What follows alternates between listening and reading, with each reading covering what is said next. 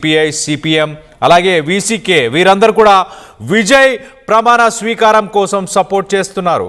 ప్రమాణ స్వీకారం చేయడానికి గవర్నర్ అడ్డుపడుతున్నారు, సరైన విషయం కాదంటూ కూడా వాళ్ళు కామెంట్ చేస్తారు. సో మొత్తం మీద వాళ్ళ సపోర్ట్ ఇవాళ దక్కబోతుందా అని ఉత్కంఠమైతే నెలకొనుంది. మరోపక్కన గవర్నర్ బీజేపీ వైఖరిని నిరసిస్తూ తమిళనాడు వ్యాప్తంగా ఆందోళనలు చేపట్టాలని ఇవాళ టీవీకేకి సంబంధించిన కార్యకర్తలు, ఫ్యాన్స్ వీరందరూ కూడా నిరసనలకు పిలుపునిచ్చారు. కాంగ్రెస్ అధిష్టానం కూడా నిరసనలకు పిలుపునిచ్చింది. ఉదయం 11 గంటలకు లోక్ భవన్ ముట్టడికి పిలుపునిచ్చింది. ఇప్పటి వరకు గవర్నర్ నుంచి విజయ్కి ఎలాంటి క్లియరెన్సెస్ అయితే ప్రస్తుతానికి రాలేదు. దీనికి సంబంధించి మరింత డీటెయిల్గా మాట్లాడుకునే ప్రయత్నం చేద్దాం. ఇటు ఏపీ నుంచి మా ఇన్పుట్ ఎడిటర్ కృష్ణమోహన్ అందుబాటులో ఉన్నారు. కృష్ణమోహన్తో మాట్లాడి తెలుసుకునే ప్రయత్నం చేద్దాం. కృష్ణమోహన్, రోజుకి ఒక సీరియల్ ఎపిసోడ్ లాగా తయారవుతున్నాయా తమిళనాడు రాజకీయాలు? కావాలనే గవర్నర్ టైంని బై చేయడానికే విజయ్కి ఎప్పటికప్పుడు ఇతర కారణాలు చెప్తూ టైంని బై చేయడానికి ఇలా చేస్తున్నారు, బీజేపీ కోసం టైంని ఇవ్వడానికే చేస్తున్నారు అంటూ చాలామంది ఆరోపిస్తున్నారు. ఎలా చూడాలి? ఇప్పుడు 107 మంది ఒక్కసారే రిజైన్ చేస్తాము అంటూ చెప్పుకొస్తున్నారు. ఏంటి, what is the latest update?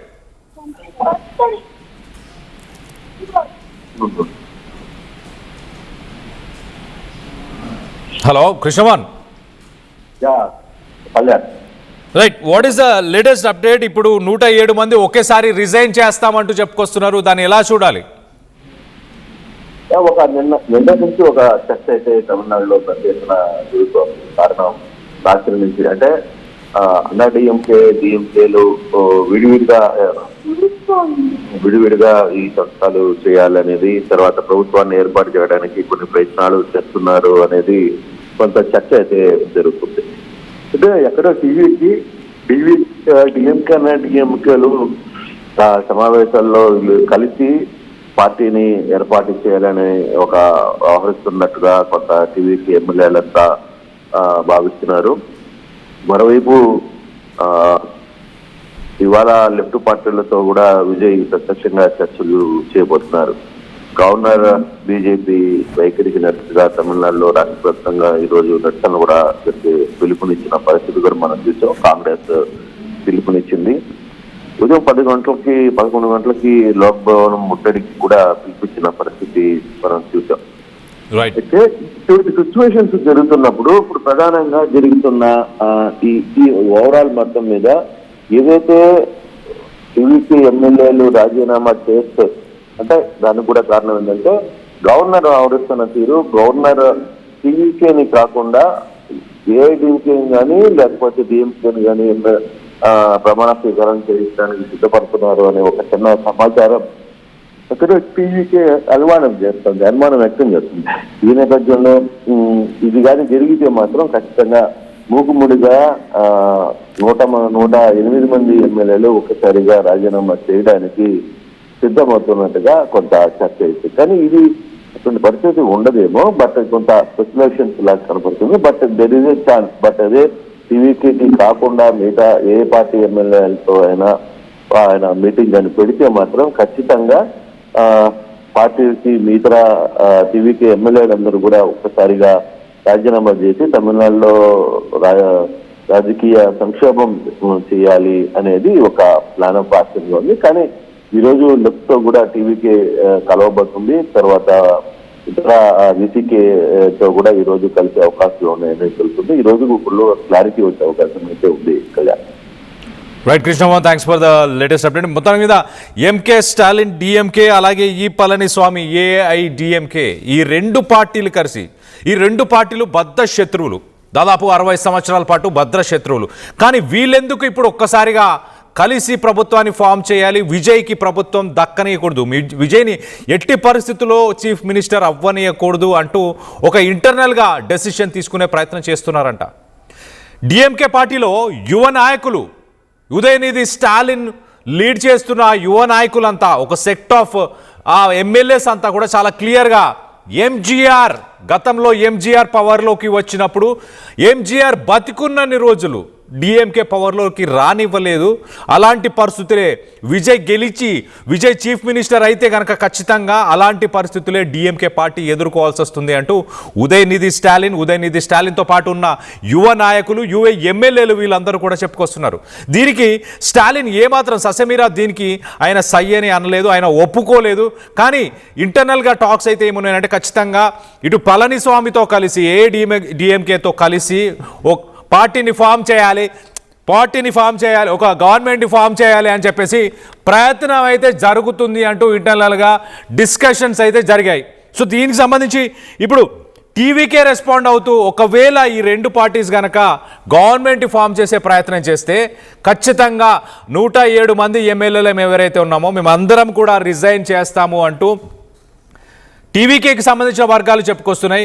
AIADMK Palaniswami చాలా క్లియర్గా ఒక స్టేట్మెంట్ ఇచ్చారు. ఏఐడిఎంకే పార్టీకి సంబంధించిన ఎమ్మెల్యేలు అందరూ కూడా చెన్నైలోనే ఉండాలి. డిఎంకే పార్టీ సమావేశాలు, ఏఐడిఎంకే పార్టీకి సంబంధించిన 2 సమావేశాలు జరిగాయి. దానికి సంబంధించిన ఫొటోస్ని మనం చూస్తున్నాం. కానీ ఏఐడిఎంకే అలాగే డిఎంకే పార్టీకి సంబంధించిన ఎమ్మెల్యేస్ చెన్నైని వదిలి వెళ్ళకూడదు, ఇంకొక 2 రోజుల పాటు మీరు టైంని కేటాయించాలి, ఇక్కడే ఉండాలి అంటూ చాలా క్లియర్గా ఇన్స్ట్రక్షన్స్ అయితే ఇచ్చినట్టు తెలుస్తుంది. మరోపక్కన సిపిఐ, సిపిఎం పార్టీలు, కమ్యూనిస్టు పార్టీలు సానుభూతిని తెలియపరిచారు. విజయ్ ఒక సింగిల్ లార్జెస్ట్ పార్టీగా ఎదిగిన తర్వాత తనని గవర్నమెంట్ ఫామ్ చేయనియట్లేదు గవర్నర్, ఖచ్చితంగా ఇది సరైన విషయం కాదు అంటూ ఇటు సిపిఐ, సిపిఎం పార్టీకి సంబంధించిన నాయకులు కూడా చెప్పుకొస్తున్నారు. ఇవాళ విజయ్ని కలిసి విజయ్కి సపోర్ట్ని తెలియపరిచే అవకాశం కూడా ఉంది సిపిఐ, సిపిఎం పార్టీలు అంటూ వార్తలు వస్తున్నాయి. సో ఓవరాల్గా డిఎంకే రిగార్డింగ్ ద రిజల్యూషన్ ఒకసారి డిఎంకే చాలా క్లియర్గా ఏమంటుందంటే hour primary aim is to avert another election to have a stable government and not give room to the communal forces.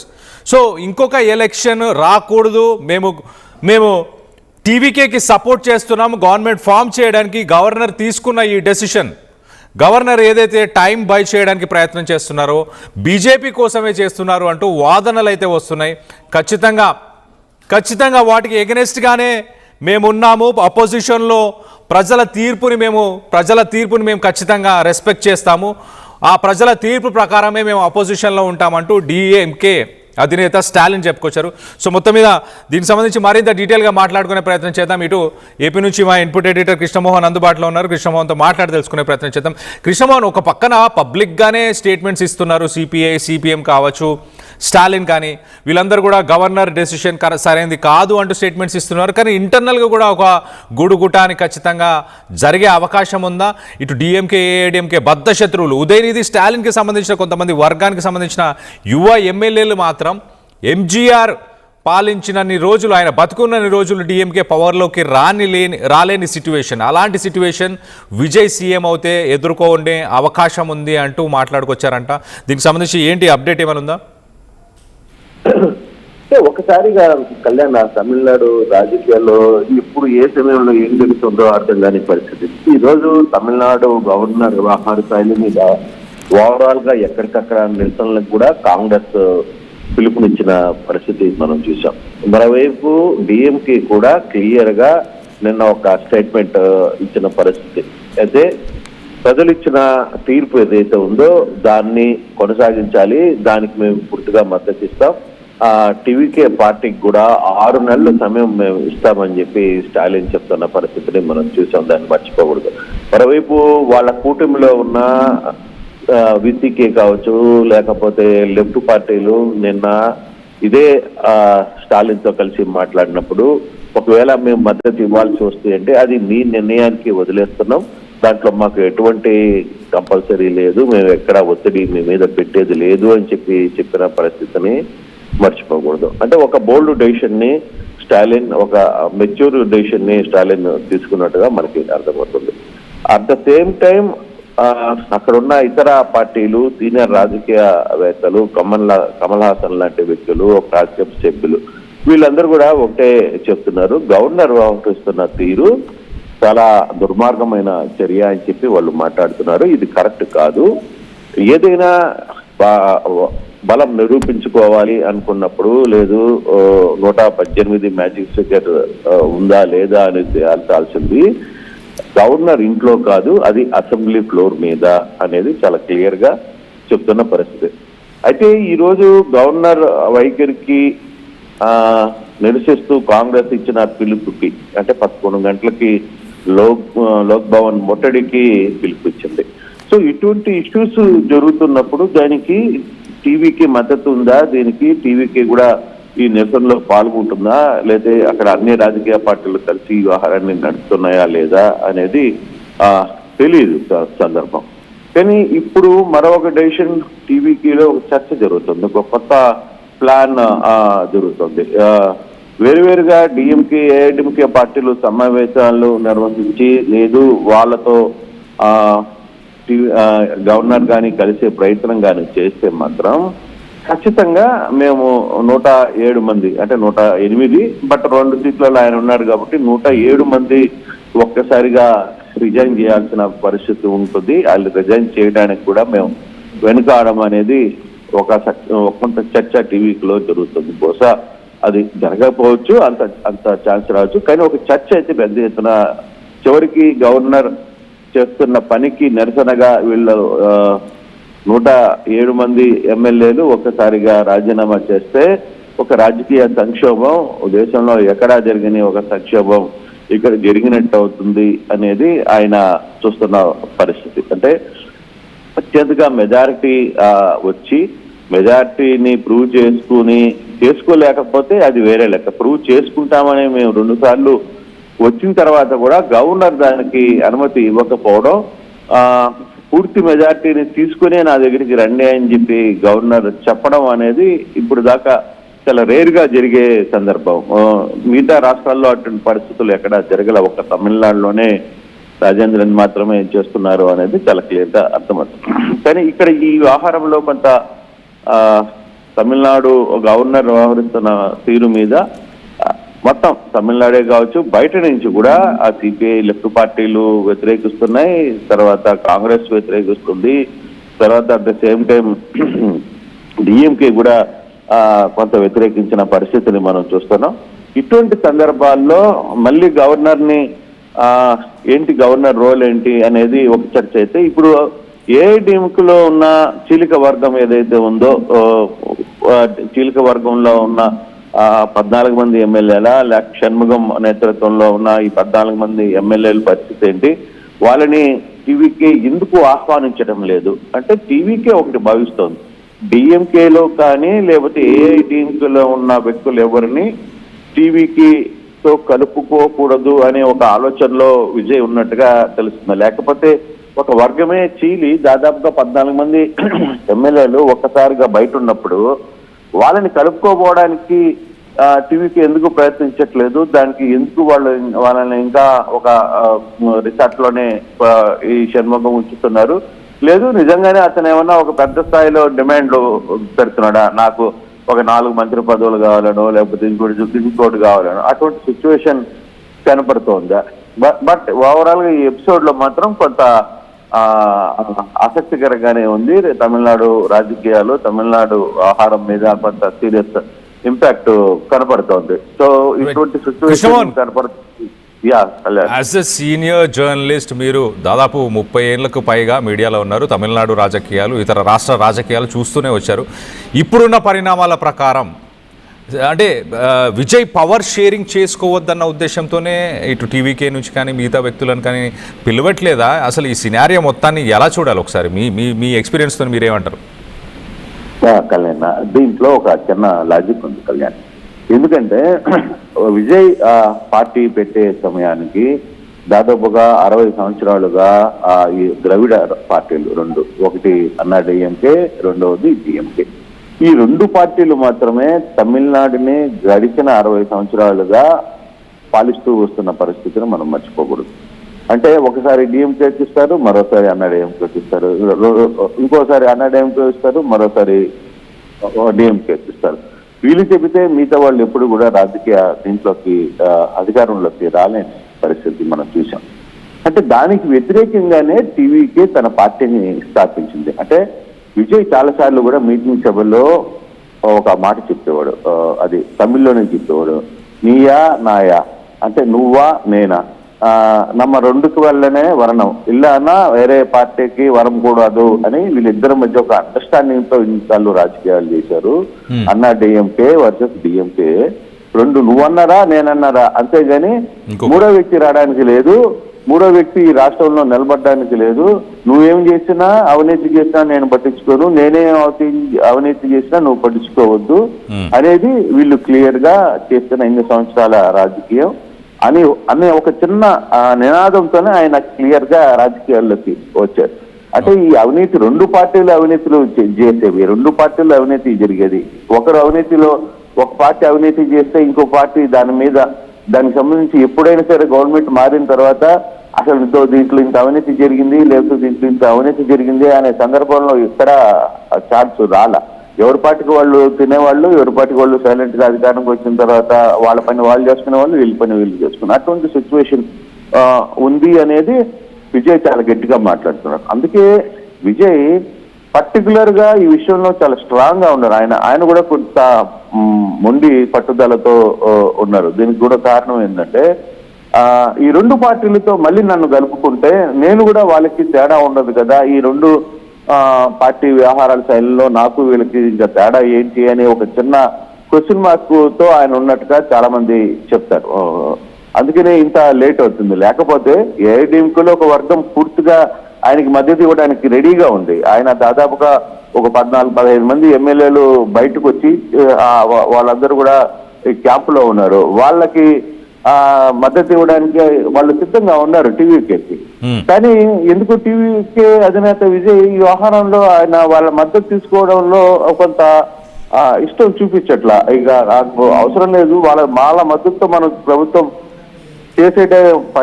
చేయడం కంటే మనం రిజైన్ చేసుకుని గమ్మున ఉండడం మేలు, మనం ప్రజలకు ఇచ్చిన అంశాలు ఏంటి, మనం ప్రజలకు ఇచ్చిన మాట ఏంటి అనే దాని మీద ఆయన ఉన్నారు. చాలా మంది ఏం చెప్తారు, మూడు రోజులైంది కనీసం అతను ప్రభుత్వాన్ని ఏర్పాటు చేసుకోవడంలో అతను ఫెయిల్యూర్ అవుతున్నాడు, విజయ్కి రాజకీయం తెలియట్లేదు అని. కానీ విజయ్ విలువల మీద మాట్లాడుతున్నారు, విలువల మీద ఆయన పట్టుకుంటున్నారు. అందువల్లనే ఈ సమస్య వస్తుంది. స్వచ్ఛందంగా కొంతమంది వచ్చారని రావాలని ట్రై చేసినా మళ్ళీ నా పార్టీలో కూడా అదే డివికే అలా డిఎంకే అలాగే ఏఐడిఎంకే వ్యవహార స్థాయిలో పనిచేసిన వాళ్ళనే తెచ్చుకొని మళ్ళీ నా పార్టీలో పెట్టుకుంటే వాళ్ళు నా పార్టీలో కూడా అదే చేస్తారు కదా అనేది ఆయన ఉద్దేశం. అదే అవినీతి, అదే వ్యవహారాలు నడిపిస్తారు కదా అని ఆయన ఉద్దేశం. అందుకే ఆయన కొంత నడపట్లేదు. కానీ ఈ రోజు కొంత క్లారిటీ వచ్చే అవకాశం అయితే ఉంది కళ్యాణ్. లెఫ్ట్ పార్టీలతో ఆయన మాట్లాడబోతున్నారు. తర్వాత వాళ్ళు కూడా central committee meeting, CPI central committee meeting 11 గంటలకు జరుగుతుంది. 3 గంటలకి సిపిఎం సెంట్రల్ కమిటీ మీటింగ్ జరుగుతుంది. అలాగే విసిఏ మీటింగ్ కూడా వాళ్ళు కూడా ఈ రోజు మీటింగ్ పెడుతున్నారు. బహుశా ఈ రోజు ఒక పూర్తి స్థాయిలో ఒక క్లారిటీ వచ్చే అవకాశం ఉంది. కానీ మెజారిటీ కరెక్ట్ గా వచ్చే అవకాశం అయితే కనపడుతుంది నాకు. 118 మ్యాజిక్ ఫిగర్ ని అందుకుంటాడేమో తప్పితే దానికి మించి ఎక్కువ మెజారిటీ రాదేమో అనేది నాకున్న సమాచారం. బట్ ఈరోజు తమిళనాడులో కొంత ఆసక్తికరం అంటే తమిళనాడు గవర్నర్ ఏదైతే ఆయన వ్యవహార శైలి మీద మాత్రం నిరసనలకి 11 గంటలకి చేస్తున్నారు అనేది మనకు తెలుస్తుంది. అయితే కృష్ణమోహన్, మీరు అన్నట్టు ఒకవేళ మెజారిటీ నంబర్ని టచ్ చేస్తే తర్వాత స్టేబుల్ గవర్నమెంట్ ఉండే అవకాశం ఉందా? గొంతమ్మ కోరికలు సిపిఐ సిపిఎం కానీ కాంగ్రెస్కి సంబంధించిన ఎమ్మెల్యేస్ కానీ క్యాబినెట్లో బర్త్లు అడగడం కానీ ఇలాంటివి ఏమైనా జరిగే అవకాశం ఉందా? స్టేబుల్గానే గవర్నమెంట్ రన్ చేసే సిచ్యువేషన్ ఉంటుంది? అంటే బేసిక్ గా ఒకటి కళ్యాణ్, ముందు నువ్వు గవర్నమెంట్ ఫామ్ చేస్తే ఇక వేరే లెక్కలు మారిపోతాయి. ఆల్మోస్ట్ ఆల్ విజయ్ వ్యవహరిస్తున్న ఒక లైన్ ఆఫ్ యాక్షన్ తీసుకోవడమో లేకపోతే అక్కడ అతన్ని మద్దతు తెలపడానికి వన్స్ పవర్ చేతిలోకి తీసేసుకున్న తర్వాత మిగతా పెద్దగా ఇష్యూస్ రాకపోవచ్చు. వారిని అడ్జస్ట్ చేసుకునే దానిలో ఒక టీం పని చేస్తుంది. ఎప్పటికప్పుడు వాళ్ళు కొంత అడ్జస్ట్ చేయడానికి, లేదు ఏదైనా చిన్న పొరపాట్లు జరిగినా వాళ్ళని మాట్లాడుకునే దానికి అవకాశం ఉంటుంది. కానీ ఇక్కడ అసలు ఆ పవర్ ని అందుకోవడానికే బీజేపీ అడ్డు తగులుతుంది, గవర్నర్ అడ్డు తగులుతున్నాడు. 118 మ్యాజిక్ తో ముందు పవర్ ఎంటర్ తీసుకుంటే ఫర్దర్ గా జరిగే మిగతా అన్ని లెక్కలు సరి చేసుకోవచ్చు. ఆ లెక్కలకి పెద్ద ఇష్యూస్ ఏముండవు. ఆ లెక్కలు ఎప్పటికప్పుడు అడ్జస్ట్ అయిపోతాయి. ఈ లోపల ఈ పార్టీలోనే వ్యవహారం ఎట్లుంటుందో తెలియదు, ఏఐడిఎంకేలో ఎట్లుంటుందో తెలియదు, డిఎంకేలో ఎమ్మెల్యేలు ఎలా ఉంటారో తెలియదు. వాళ్ళ పార్టీకి వాళ్ళు స్వచ్ఛందంగా వచ్చి మద్దతు తెలపడానికి సిద్ధమవుతారేమో విజయ్కి. ఇవన్నీ లెక్కలు వేరే లెక్కలు, అవన్నీ ఊహించలేము మనం. ఆ తర్వాత చాలా మంది ఆయన ముఖ్యమంత్రిగా ఉండడానికి ఇష్టపడడానికి, తర్వాత వాళ్ళు ముందుకు వచ్చే ప్రయత్నాలు, ముందుకు వచ్చి వాళ్ళకి సపోర్ట్ చేసే ప్రయత్నాలు కూడా చేస్తారు. అటువంటి సందర్భాలు చాలా క్లియర్ గా ఉన్నాయి. సో ఆ యాంగిల్ ని మనం చూడాలి. ముందు పవర్ లోకి ఎంటర్ అయిన తర్వాత అక్కడ రాజకీయాలు పూర్తిగా మారుతాయి. తర్వాత అక్కడున్న ఆయనకి మద్దతు ఉంటుందా, తర్వాత పూర్తి స్థాయిలో మద్దతు ఎంతకాలం ఉంటుంది లేదు అని దాన్ని అది అతను చేసుకుంటాడు. ఒకవేళ అది చేసుకోలేకపోతే విజయ్ ఫెయిల్యూర్ అవుతాడు. అక్కడ అటువంటి పరిస్థితులు ఉంటాయి. 1991లో కూడా రాష్ట్రపతి పాలన తమిళనాడులో విధించారు. రాష్ట్రపతి పాలన విధించడంలో అక్కడేం కొత్త ఏం కాదు. 1991లో కూడా ఈ సీన్ జరిగింది. కాకపోతే ఇప్పుడు ఈ రోజు గవర్నర్ వ్యవహరిస్తున్న తీరు కొంత అభ్యంతరకరమే. ఇది ఎంత పెద్ద ఇదైనా కూడా అది ఆ వ్యవహార శైలి మాత్రం కొంత అభ్యంతరకరమే. ఖచ్చితంగా ఈ వ్యవహారంలో అందులో పబ్లిక్ కూడా ఈ రోజు కొంత రియాక్ట్ అవుతున్నారు, నిరసన చెప్పే ప్రయత్నం చేస్తున్నారు. At the same time TVK chief కూడా ఖచ్చితంగా సిపిఎంలతో మాట్లాడాలని డిసైడ్ అయ్యారు. వాళ్ళు కూడా ఈ రోజు మీటింగ్ పెట్టుకున్నారు. 11 గంటలకి సిపిఐ కేంద్ర కమిటీతో మాట్లాడుకుంటుంది. 3 గంటలకి సిపిఎం వాళ్ళు కూడా వాళ్ళ కమిటీతో మాట్లాడుకొని డెసిషన్ ఈ రోజు చెప్పే ప్రయత్నం అయితే చేస్తున్నారు. కాబట్టి ఈ రోజు లైన్ క్లియర్ అయ్యే అవకాశం అయితే కనబడుతుంది. Kalyan. Right Krishnamohan, thanks for the latest. మొత్తం మీద తమిళనాడు రాజకీయాలు చాలా వేడెక్కాయి. ఒక సీరియల్ని తలపిస్తున్నాయి. ప్రతిరోజు ప్రతి గంటకు ఒక్కొక్కసారి ఒక్కొక్క ఎపిసోడ్ లాగా కొత్త కొత్త ట్విస్ట్ అండ్ టర్న్స్ వస్తున్నాయి. సో గవర్నర్ అయితే అడ్డుపడుతున్నారు క్లియర్గా, చాలా క్లియర్గా. విజయ్ని గవర్నమెంట్ ఫామ్ చేయనీయకుండా ఆయన ఎప్పటికప్పుడు మెలిక పెట్టే ప్రయత్నం చేస్తున్నారు. మరో పక్కన డిఎంకే, ఏఐడిఎంకే ఈ రెండు ప్రధాన పార్టీలు ఏవైతే ప్రభుత్వంలో అయితే మీరుండాలి లేకపోతే మేముండాలి అన్న నినాదం దాదాపు 60 సంవత్సరాల పాటు తమిళనాడు రాజకీయాలను, తమిళ ప్రజలను ఇద్దరు పంచుకున్నారు. వాళ్ళ అవినీతి బయటపడకుండా అన్ని రకాలుగా వాళ్ళు ఒకరినొకరు సపోర్ట్ చేసుకుంటూ వచ్చారు. ఇప్పుడు మూడవ వ్యక్తిగా విజయ్ వస్తున్నాడు. డిఎంకే పార్టీకి సంబంధించి ఉదయనిధి స్టాలిన్, అలాగే తనతో పాటు ఉన్న కొంతమంది యువ నాయకులు, యువ ఎమ్మెల్యేలు, వీరందరూ కూడా ఒకవేళ విజయ్ సీఎంగా కూర్చుంటే, సీఎం పదవిలో కూర్చుంటే కనుక గతంలో ఎంజీఆర్ ఎలా అయితే డిఎంకేలని ఆయన బతుకున్నన్ని రోజులు డిఎంకే ఇంకా పవర్లోకి రాని సిచ్యువేషన్, ఆ సిచ్యువేషన్ మళ్ళీ రిపీట్ అయ్యే అవకాశం ఉంటుంది విజయ్ చీఫ్ మినిస్టర్గా కూర్చుంటే కనుక అంటూ ఒక వర్గం అయితే ఖచ్చితంగా స్టాలిన్తో డిస్కషన్ చేసింది అంటూ ఇంటర్నల్గా వార్తలు వస్తున్నాయి. మరి నిజంగా అది వాస్తవం అయితే ఏఐడిఎంకే అలాగే డిఎంకే ఈ రెండు పార్టీలు కలిసి ప్రభుత్వాన్ని ఫామ్ చేయడానికి కుట్ర పన్నుతున్నాయా? అంటే వాస్తవానికి మరి నిజంగా గవర్నర్ ఇంత సమయాన్ని ఎందుకు బై చేస్తున్నాడు? ఏదో గూడుగుటాని ఏదో కుట్ర జరుగుతుంది అన్న ఉద్దేశం టీవీకే వర్గాల్లో ఉంది. ఖచ్చితంగా ఇలాంటిది ఏదైనా చేస్తే టీవీకే ఎమ్మెల్యేలు మొత్తంగా 107 మంది 107 ఎమ్మెల్యేస్ అందరం కూడా మూకుముడిగా రిజైన్ చేస్తామంటూ వాళ్ళందరూ కూడా చెప్పుకొస్తున్నారు. సో ఇంట్రెస్టింగ్ టర్న్అవుట్ అనుకోవచ్చు. మరో పక్కన సిపిఐ, సిపిఎం, యూడిఎంఎల్ అలాగే వీసీకే ఇలాంటి పార్టీలు ఇవాళ మరి విజయ్కి మద్దతు తెలపబోతున్నాయా? ఆ మ్యాజిక్ ఫిగర్ని అందుకుంటే దాని తర్వాత పవర్ పాలిటిక్స్ అనేది మారిపోతుంది ఖచ్చితంగా అంటూ మా ఏపీ ఇన్పుట్ ఎడిటర్ కృష్ణమోహన్ కూడా చాలా క్లియర్గా చెప్తున్నారు. ఒక్కసారి పదవిని అధిరోహించిన తర్వాత ఇంకా అప్పుడు దాని తర్వాత పొలిటికల్ గేమ్ అనేది డిఫరెంట్గా ఉంటుంది. విజయ్ కూడా ఈ రెండు పార్టీలని ముందు నుంచి తను ముందు నుంచి మాట్లాడుకొచ్చిన స్లోగన్స్ కూడా ఏమున్నాయి చాలా క్లియర్గా. నాకు రాజకీయం తెలియదు, నాకు అవినీతి తెలియదు అన్న మాటలు మాట్లాడాడు. ఇప్పుడు ఆ అవినీతి పరమైన పార్టీలతోని అంటే డిఎంకే, ఏఐడిఎంకేని అవినీతి పార్టీలు అంటూ ఆయన మాట్లాడుకొచ్చారు.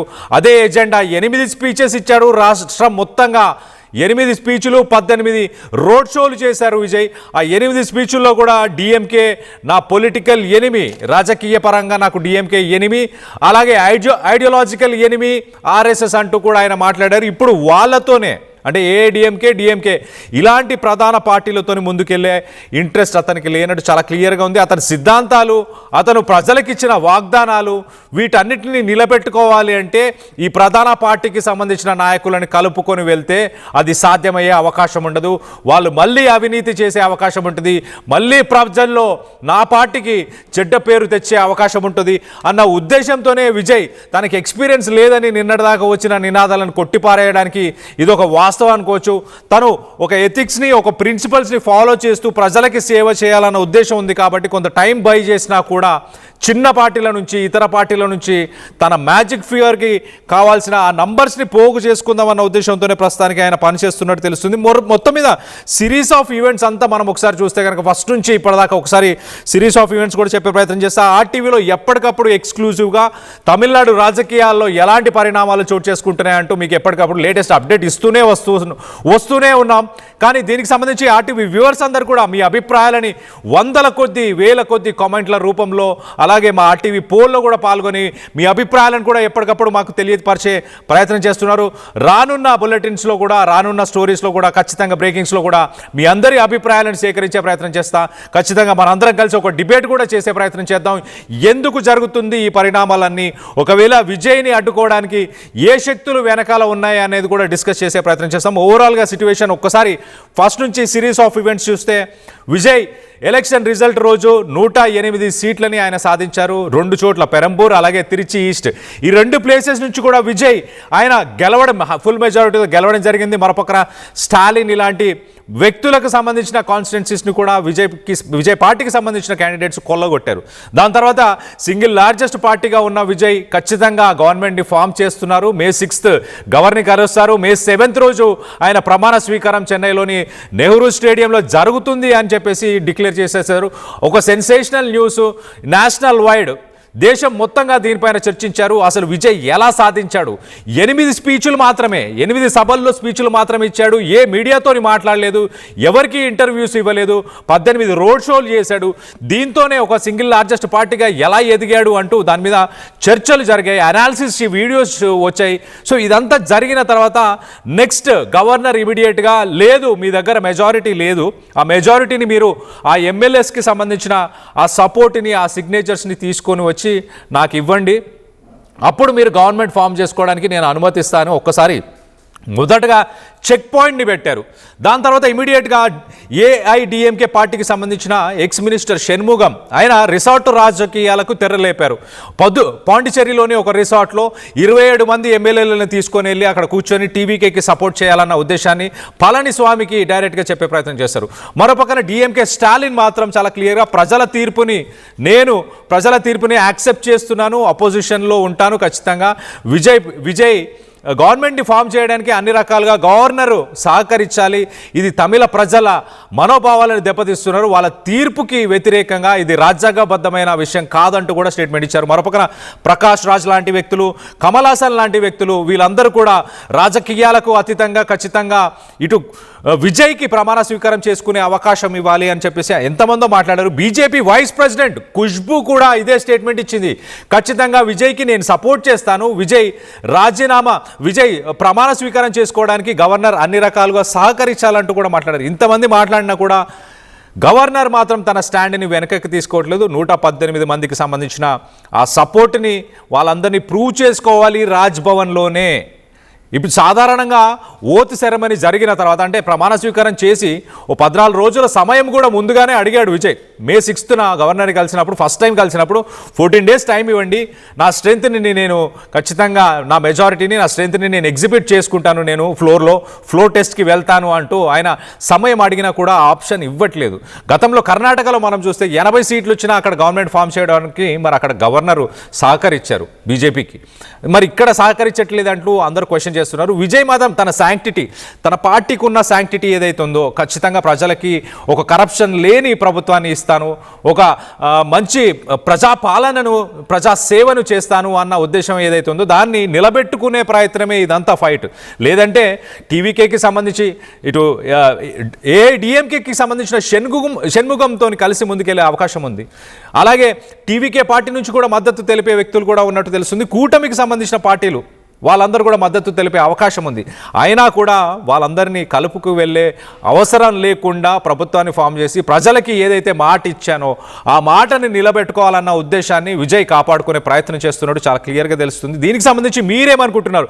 ఒకవేళ నిజంగానే వాస్తవానికి డిఎంకే ఏఐడిఎంకే ఈ 2 పార్టీలు కూడా ఒక కూటమిగా ఫామ్ అయి గవర్నమెంట్ని ఫామ్ చేసే ప్రయత్నం ఏమైనా చేస్తున్నాయి. అందుకే విజయ్ పార్టీకి సంబంధించిన వర్గాలన్నీ కూడా 107 మంది ఎమ్మెల్యేలను అవసరమైతే ఖచ్చితంగా మేమందరం కూడా రిజైన్ చేస్తాము అంటే ఆబ్వియస్గా మళ్ళీ రీఎలక్షన్స్ పెట్టాల్సిన పరిస్థితి. సాధారణంగా ప్రెసిడెంట్ రూల్ తీసుకురావడానికి కూడా 1994లో SR Bommai versus union of India ఒక కేసుని సుప్రీంకోర్టు వాదించినప్పుడు సుప్రీంకోర్టు ఒక తీర్పునిచ్చింది చాలా క్లియర్గా. మీరు ప్రెసిడెంట్ రూల్ని ఇమీడియట్గా అప్లై చేయలేరు. ఎక్కడైనా కూడా మొదటగా మీరు చేయాల్సింది ఏంటంటే గవర్నర్ ఒక డెసిషన్ తీసుకున్న తర్వాత అసెంబ్లీని సస్పెండ్ చేసిన తర్వాత సింగిల్ లార్జెస్ట్ పార్టీ ఏదైతే ఉంటుందో దాన్ని పిలిచి మీరు మెజారిటీని ప్రూవ్ చేసుకోండి అంటూ కొంత సమయం ఇవ్వండి. అప్పటికి అవ్వకపోతే ఫ్లోర్ టెస్ట్కి వెళ్ళాలని చెప్పి నెక్స్ట్ స్టెప్ ఫ్లోర్ టెస్ట్కి వెళ్ళడం. ఫ్లోర్ టెస్ట్ అవ్వకపోయినా మళ్ళీ అసెంబ్లీని సస్పెండ్ చేసి మరింత సమయాన్ని కూడా ఇస్తారు. మరొకసారి మాట్లాడుకోండి, పార్టీలన్నీ చర్చించుకోండి, ఎవరెవరు కలిసి ప్రభుత్వాన్ని ఫామ్ చేస్తారు అంటూ మళ్ళీ ఒకసారి సమయాన్ని ఇస్తారు. అప్పటికీ అవ్వకపోతే గవర్నమెంట్ ఎలక్షన్స్నే డిజాల్వ్ చేసే అవకాశం ఉంటుంది, లేదంటే డైరెక్ట్గా ప్రెసిడెంట్ రూల్ని ఇంపోజ్ చేసే అవకాశం ఉంటుంది. ఇవన్నీ స్టెప్స్ ఉన్నా కూడా వీటన్నిటిని బైపాస్ చేస్తూ గవర్నర్ తీసుకున్న డెసిషన్స్ పైన మీ అభిప్రాయాలు ఏంటనేది కింద కామెంట్ రూపంలో తెలియపరచండి. వందల కొద్ది వస్తున్న ఆ కామెంట్స్ అన్ని కూడా నేను చదవలేని పరిస్థితి, బట్ నేను వాటన్నింటినీ చూస్తున్నాను. నెక్స్ట్ స్టోరీస్లో, నెక్స్ట్ బ్రేకింగ్స్లో ఖచ్చితంగా ఫోన్ కాల్స్లో మీ అభిప్రాయాలను తీసుకునే ప్రయత్నం చేస్తాను. ఖచ్చితంగా దీనిపైన డిస్కస్ చేసే ప్రయత్నం చేస్తాను. సో ప్రస్తుతానికి మీ అభిప్రాయాలన్నీ కింద కామెంట్ రూపంలో తెలియపరచండి.